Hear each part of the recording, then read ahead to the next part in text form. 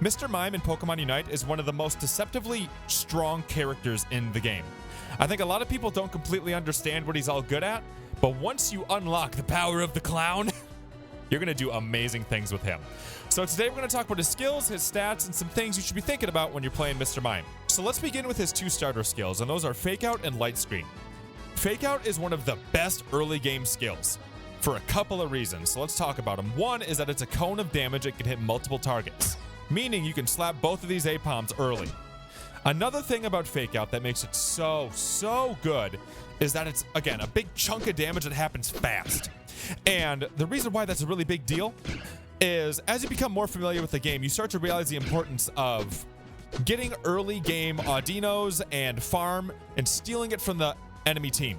And what Fake Out is really good at is a big chunk of damage, poof, all at once. And that makes it so that your team is getting that EXP, and it makes it so the enemy team isn't getting EXP. And to complement that, if you take a look here, I just reached level 4, and level 4 is when Mr. Mime really starts slapping. And the reason for that is we get our first skill here, Confusion. And Confusion can do all sorts of dirty things. So let's go on over to the substitute doll here and start taking a look at how much damage this skill can do. But real quick before we do that, talk about Light Screen. Light Screen is basically just a barrier. You put that there, you can walk through it. The enemy team cannot walk through it. It's just a lesser version of barrier that you get at level 6. So if we go up to level 15 here, you'll see barrier unlocks, and then I can just cast barriers. They do the same thing. It just makes it so that you can walk through it, they can't walk through it, and it creates an obstacle for the enemy team that you can smash them up against with your Confusion skill. Okay? But now let's start talking about Confusion here, because that's where things get really exciting. So, Confusion here, what it does is you shoot out a beam. It does 1445 damage, and it also pushes the enemy back. If you get Confusion Plus, it just does more damage, which it does about 18.5% more damage. So now we're up to 1713. But that's not where Confusion's really exciting, because Confusion has this little extra thing going on with it. So what you can do with Confusion is if you get an enemy close to a wall, what you can do is you can Confusion them into the wall and take a look at how much more extra damage we get. We had 1713 before, well now suddenly, poof, it's 3,761. So not only did you just push the enemy, if you paid attention, you see that we also stunned them. They became incapacitated, the stars on his head. We also did a ton of damage at 3,761 damage. Another cool thing about Confusion here is if you take a look at the cooldown, it's only at about a 6-second cooldown. So you're doing a lot of damage every 6 seconds. Oh, but wait, there's more. Not only can you slam somebody with Confusion, you can slam lots of somebodies with Confusion. I love this skill so much. And then if you take a look at the other skill that we have equipped, Barrier. So we talked about the Light Screen. Barrier is just basically the same thing, except the difference between Barrier and Light Screen is that you can store multiple barriers within your skill. So if I go to cooldowns here, you'll see that I have 3 of them at level 15. So I can go like that, and then every 2 seconds, I can cast another barrier, and you can store up to 3 of them. It takes about 8 seconds for a whole new barrier to show up in your inventory, but it's 2 seconds in between casting. So why am I talking about barrier when I'm talking about Confusion? Well, I'm sure you've already got this figured out.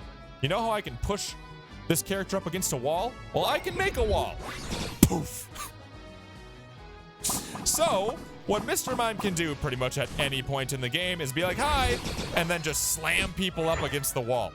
And he can do this to secure a bunch of farm early game. He can do this against enemy Pokemon that get a little too close. He can do this to make it so that if someone's chasing him, he can be like, sorry, you can't touch me. And then they just hit the wall. You see how the bee had to walk around it? You can make it so you're saving your teammates as they go ahead and try to run away from the enemy. You can make it so that when you are trying to secure Zapdos, you can put things in their way to make it so that you zone them out a little bit. Or let's say they did secure Zapdos and you need to slow them down a little bit. Barrier can do a lot of different things. Basically, you just make a wall wherever you want it, which again is amazing with Confusion. Confusion does so much damage, and this is without items. We can make this number go much higher when we put items on him because he has pretty good modifiers on his skills, meaning that he scales really well with more attack power. Other questions you might have about Confusion: I can use this against Rotom. I can push Rotom up against a wall, hit him for a ton of damage. You cannot do that to Dreadnought though. and you cannot do it to Zapdos. They will not get pushed around. Also, if somebody's unstoppable, they're not going to get pushed, or if they're using a full heal, which causes unstoppable, they're not going to get pushed around. So you have to make sure you're doing it up against characters that are not unstoppable. And then we talked about how good Fake Out is at securing wild Pokemon. Well, Confusion's even better, so I really recommend you learn when things spawn so you can just pop right on top of them. Mr. Mime is such a lane bully because his skills are really bursty and he gets them at pretty early levels. So if you play Mr. Mime, I would encourage you to be a little aggressive with him. Go ahead and push a little bit. You definitely can get away with it. And when you're playing Confusion Mime, your whole mindset should be, where can I throw them into a wall? You can either make a wall or you can use a wall. Look at every single obstacle you can find and then use that as an opportunity. Like, you're just looking around for anything you can make so you can slam things real fast and then finish them off with your hits. Now, we talked about how Confusion works with Barrier, which is pretty straightforward. You just slam them into a wall. But now it's time to talk about the thing that is not straightforward, which is Guard Swap.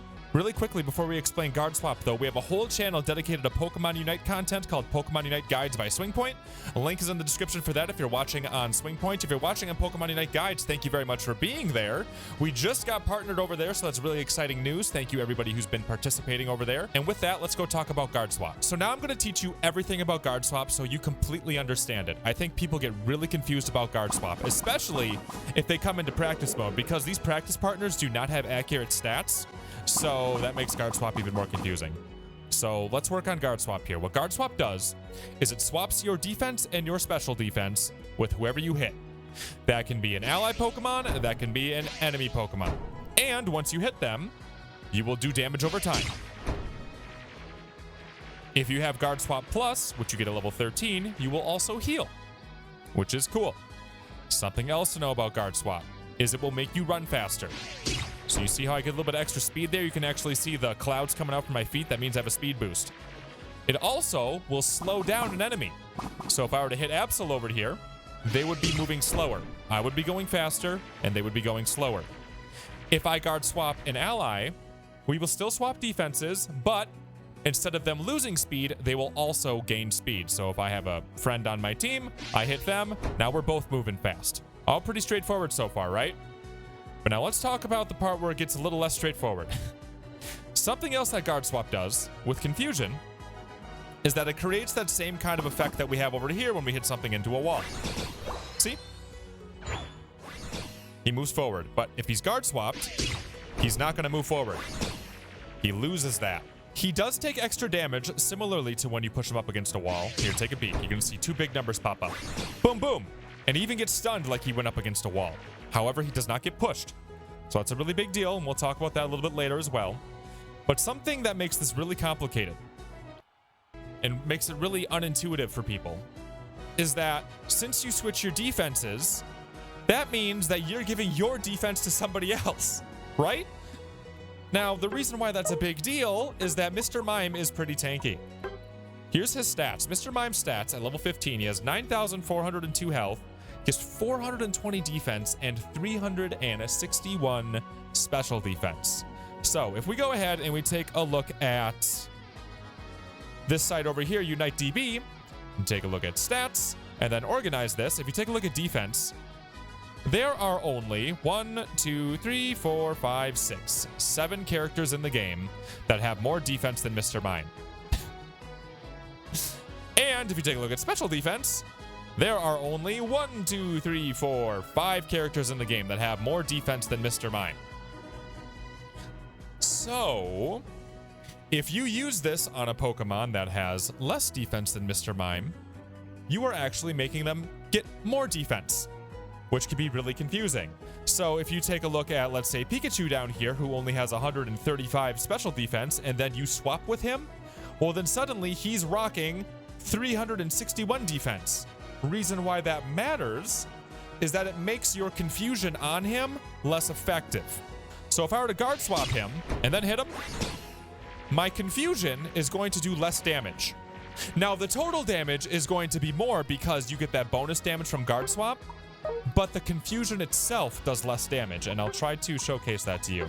So if we hit him here for 1713, okay?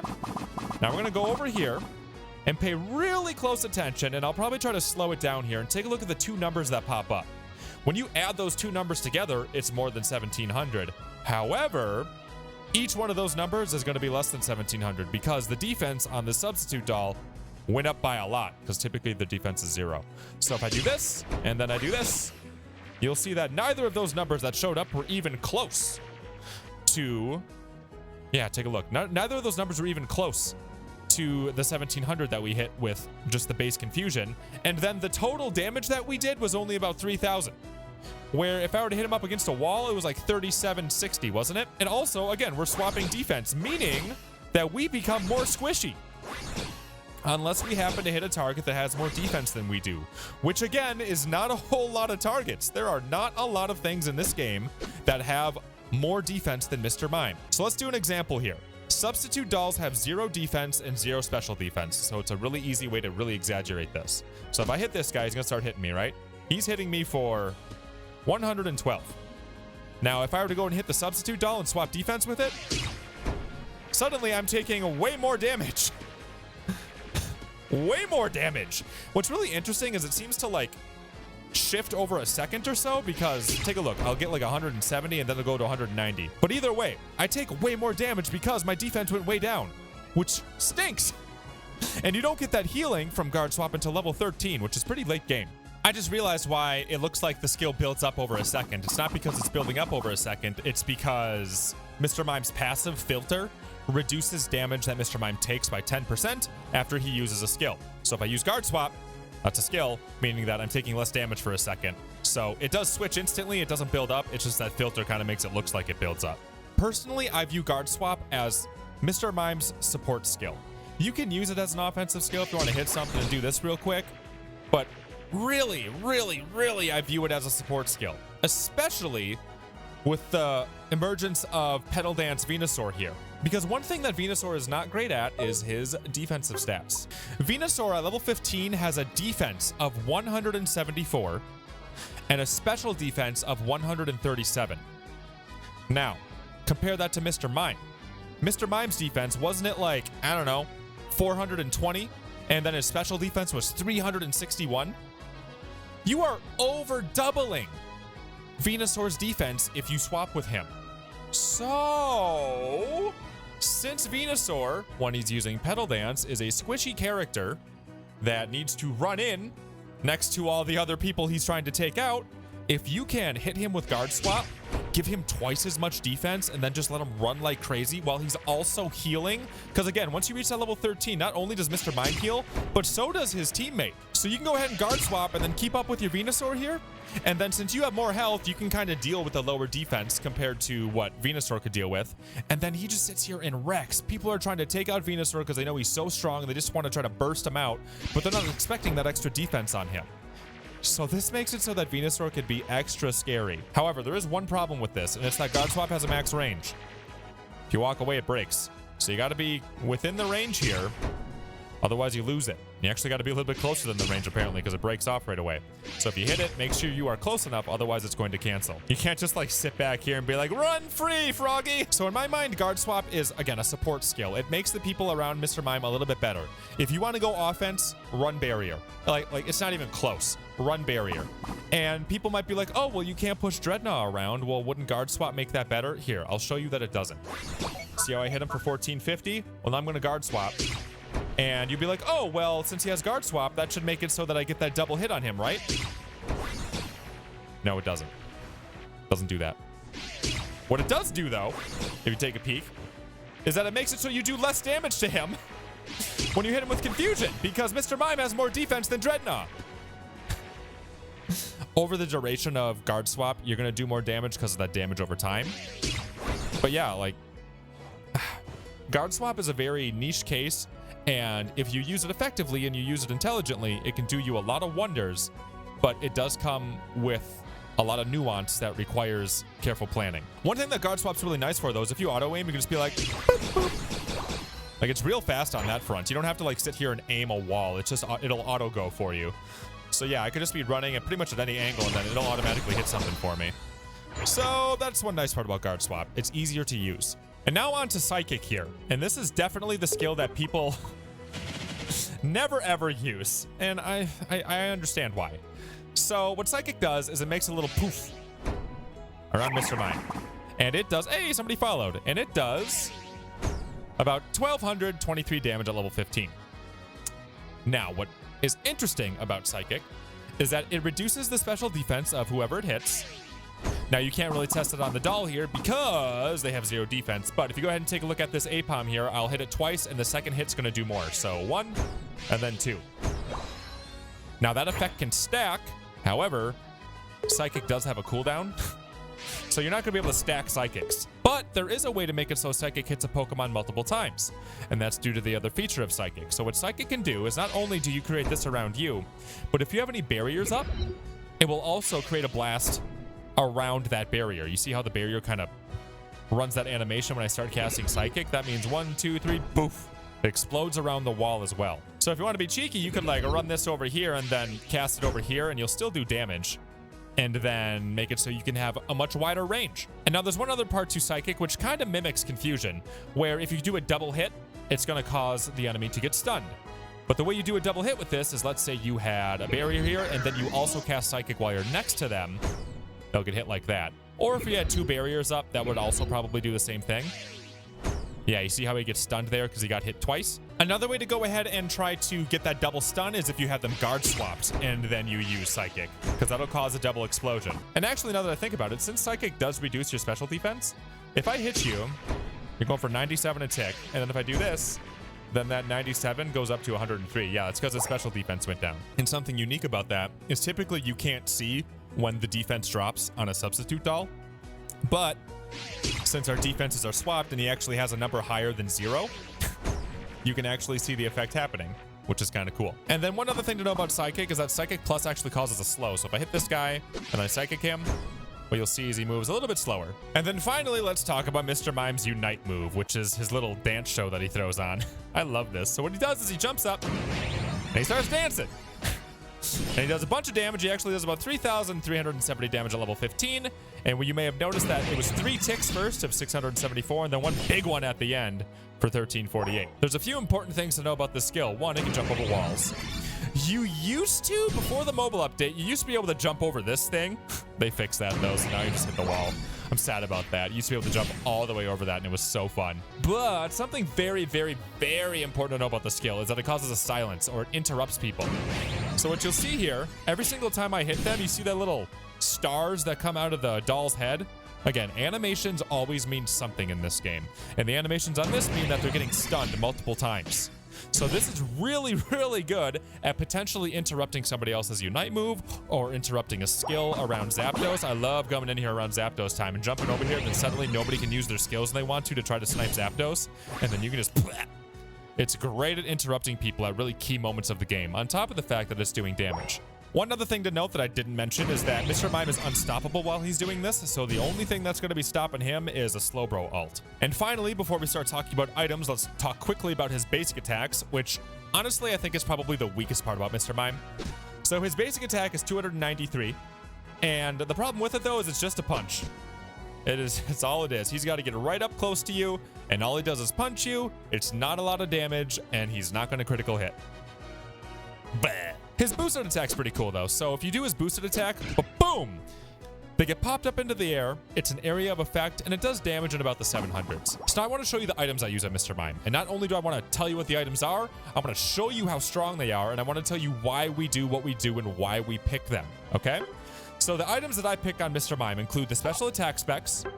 I now choose the choice specs, so he's got double glasses on, and then I top it off with a score shield.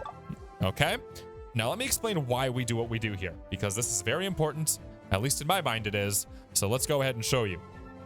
The reason why we pick these items is if you take a look at Mr. Mime over here, and you take a look at his abilities, Mr. Mime has excellent modifiers on his skills. He has over 200% on a lot of these different attacks that he has, meaning that he does very well if he gets more special attack. However, Mr. Mime's special attack value for being a special attacker is kind of low. If you take a look at him compared to everybody else and organize it this way, you'll see that Gardevoir's got like 1,000, Venusaur's got like 960, Ninetales, Pikachu, Cramorant, they all got like 900, 700s, and then Mr. Mime is all the way down here at 414. So that's why we run the special attack specs. Because what the special attack specs do is they make it... No, I'm not going to join your game. Stop inviting me. So what the special attack specs do is they give you a passive boost of 24 at level 30, but then they also increase your special attack by 16 every time you score. And that could be if you score 1 point or 50 points, whatever. It's the amount of scores you get. And you can do that up to 6 times. Meaning, if you bust out the calculator here, I'm pretty sure that's an extra 120 attack once you get it completely buffed up. Because again, you got that 24, and then you go ahead and you do 16 times 6. Sure enough, you get an extra 120 special attack. So suddenly, his special attack climbs from 414 to 534. And then if you're on the choice specs, at level 30, they'll give you 39, so plus 39. You're getting an extra 159 special attack power. I know it's a lot of numbers, but this stuff matters. So let me go ahead and show you just how much more damage we get now that we have these 2 items on. And one other point about the choice specs is that choice specs do damage based off of how much special attack you have. It's 40% of your special attack added as bonus damage, plus 60.